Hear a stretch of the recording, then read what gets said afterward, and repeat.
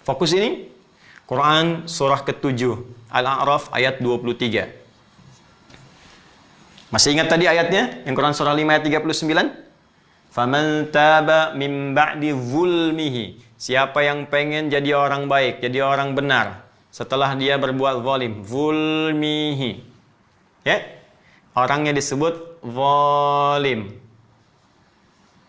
Perbuatannya zalama, yazlimu. Zalama.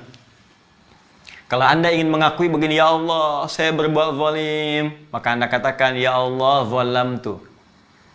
Ya, kalau Anda ingin memohon rahmat Allah, ya Allah, Engkau yang merawat saya, Engkau yang menghidupkan saya, Engkau yang mewafatkan saya, Engkau yang menyembuhkan saat sakit, ya Allah, segalanya bersumber darimu.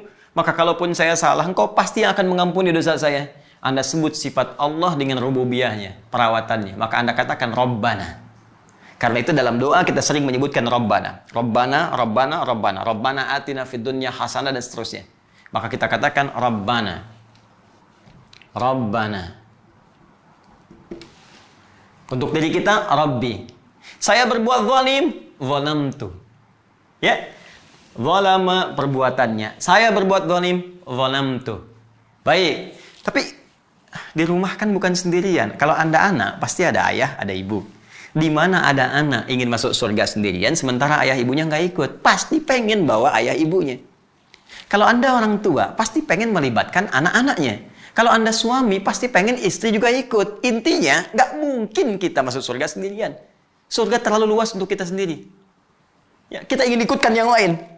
Maka kalau kita ingin tarik suasana banyak itu ke dalam diri kita untuk bermohon kepada Allah, kita ganti kata gantinya dari tu menjadi na. Dhamirnya jadi na.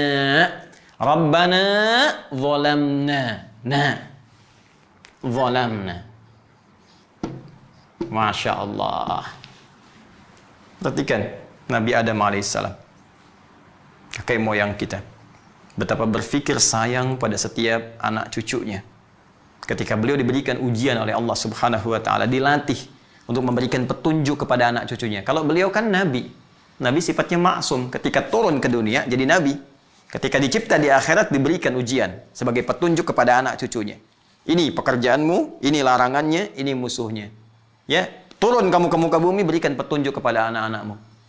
Ketika beliau diizinkan berbuat salah itu, kemudian turun ke muka bumi, ya, peristiwa terjadi di Quran, surah kedua ayat 35 masuk ke surga untuk training sementara. 36, ya, godaan setannya ditampakkan, berbuat kesalahan. 37-nya diberikan kalimat taubat, fatalaqqa Adamu min rabbihi kalimatin fataba alaihi. Nah, kalimat taubat itu sesungguhnya hakikatnya untuk kita. Ya, karena Nabi Adam itu nabi, kembali kepada Allah minta pasti diampuni, sifatnya kemudian maksum, tapi kita kan bukan nabi.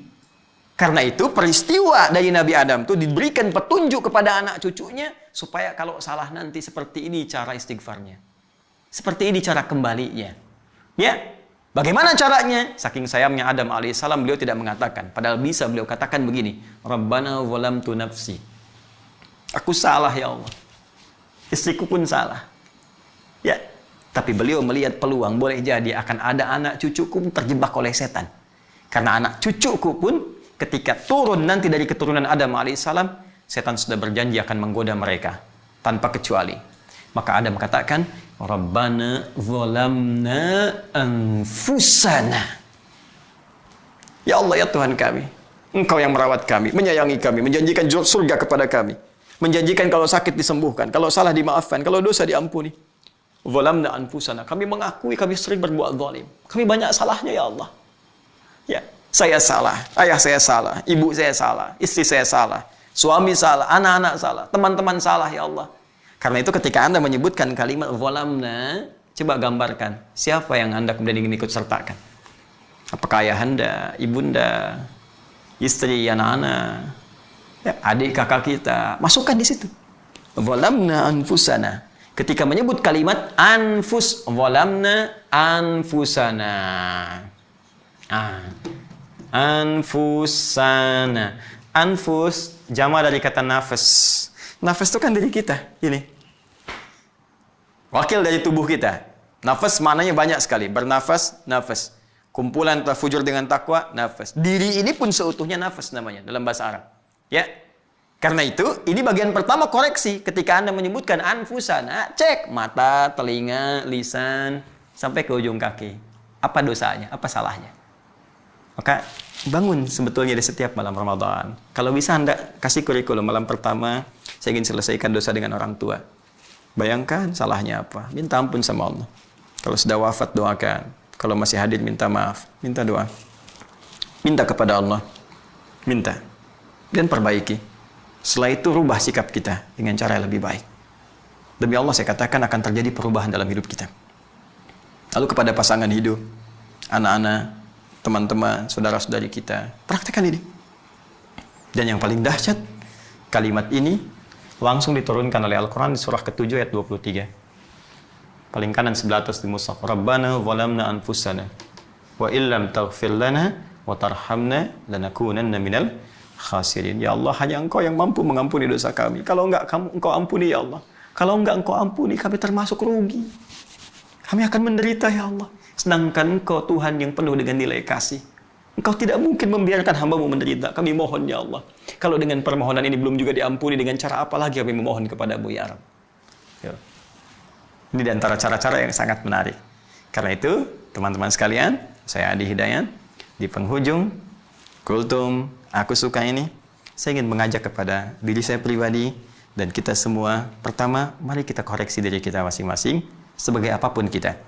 Apakah di keluarga anak, suami, istri, ayah, ibu, kakek, nenek, saudara, saudari, atau dalam konteks yang lebih luas, dengan passion kita, ustadzkah, pejabatkah, rakyatkah, pedagangkah, pengusahakah, lihat diri kita, koreksi. Karena mustahil ada manusia yang sempurna. Jangan pernah mencela pelaku maksiat yang ingin bertobat. Karena mereka lebih dicintai oleh Allah Subhanahu wa Ta'ala dibandingkan dengan orang soleh yang tidak pernah merasa salah. Karena itu, waktu terbaik bagi kita saat Ramadan ini untuk bermohon, gunakan zikir terbaik yang dicontohkan Al-Quran untuk merasakan keadaan diri kita dan kembali kepada Allah sebelum kematian menjemput kita. Ada satu lagi yang paling dahsyat. Al-Quran memberi isyarat dengan zikir-zikir tertentu. Setelah kembali kepada Allah itu, maka orang-orang yang bermohon kepada Allah dijamin langsung oleh Al-Quran seketika permohonannya akan dikabulkan, permintaannya akan diberikan. Bahkan nanti ada di antara mereka yang belum bermohon kepada Allah, sudah diturunkan jawaban sesuai dengan kebutuhan dunianya dan kebaikan akhiratnya. Siapa mereka dan seperti apa narasi Al-Quran menjelaskan itu?